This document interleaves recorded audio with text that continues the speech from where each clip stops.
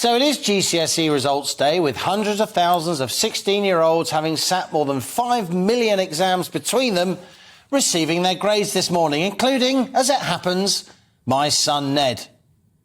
The number of A grades awarded, which these days means 7, 8 or 9 out of 9 in a particular subject, is down on last year. Exam regulator Ofqual says marking has been lenient to reflect pandemic recovery. And that's only right. This year's GCSE cohort had their education seriously disrupted by COVID over the last 2 years, and they're the first group to sit physical exams, even though it's them that bore the brunt of the COVID lockdown. This pattern of results is similar to A-level grades published last week. The number of A-grade equivalents in 2021 was 28.9%.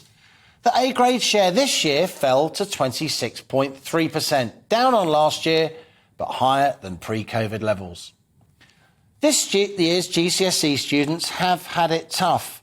And if you've just got your results, whatever your grades, take pride in the fact that you sat these exams. And remember, we all have different talents. Exam results are just one somewhat narrow measure of success.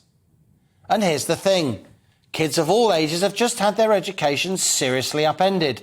But now there's a growing threat pupils will have to endure even more disruption, even more lost classroom hours, even more missed activities, even more broken friendships, even more pressure on their mental health and that of their parents, as millions of households this autumn and winter try to make ends meet in the teeth of a cost of living crisis. Why? Because despite everything, teaching union bosses are now gearing up for autumn and winter strikes.